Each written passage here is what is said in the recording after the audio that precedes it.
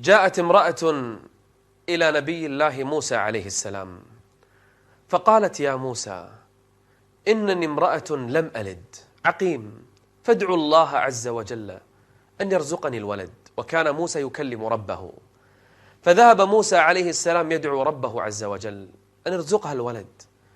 فقال الله عز وجل لموسى: يا موسى، إني كتبتها عقيما. فرجع موسى يخبر المرأة بهذا الخبر أن الله عز وجل قد كتبك عقيما، يعني ما في فائدة. فذهبت المرأة ورجعت بعد زمن فقالت: يا موسى، ادعو ربك أن يرزقني الولد. فتعجب موسى وذهب يكلم ربه، فقال الله عز وجل لموسى: يا موسى، إني قد كتبتها عقيما، يعني خلاص حكمت عليها بالعقم. فرجع موسى يخبر المرأة بهذا، فذهبت المرأة حزينة. وبعد سنة رجعت المرأة تحمل طفلا رضيعا. عجب موسى عليه السلام، قال: يا أمة الله، ما هذا الطفل؟ طفل من هذا؟ قالت: إنه ولدي. قال: ماذا؟ قالت: إنه ولدي. قالت موسى عليه السلام: ألم يكتبك الله عقيما؟ قال: نعم، لكنني دعوته فإنه رحيم، وقلت: يا رحيم ارزقني الولد، ورزقني الولد.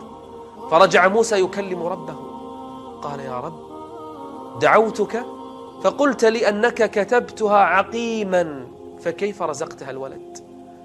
قال الله عز وجل لموسى: كلما كتبتها عقيما قالت: يا رحيم.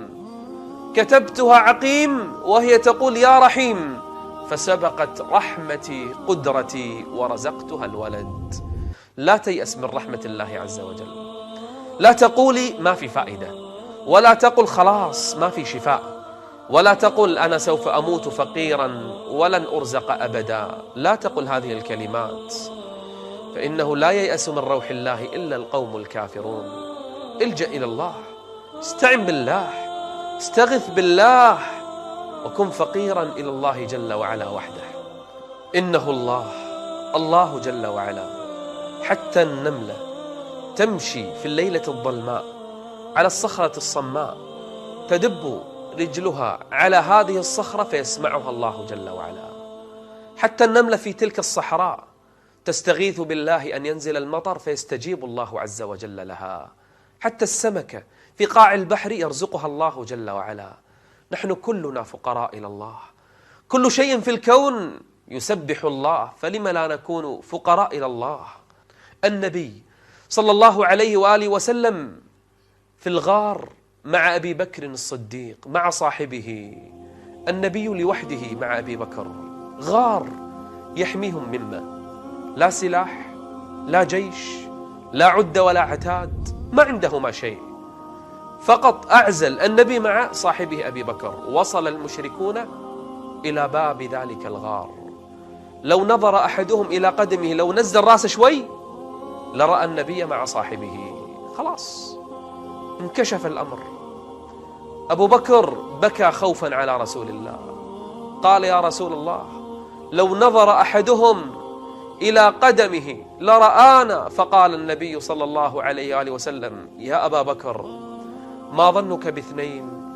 الله ثالثهما. الجأ إلى الله وسينجيك الله عز وجل. يا أبا بكر لا تخف، الله عز وجل معنا.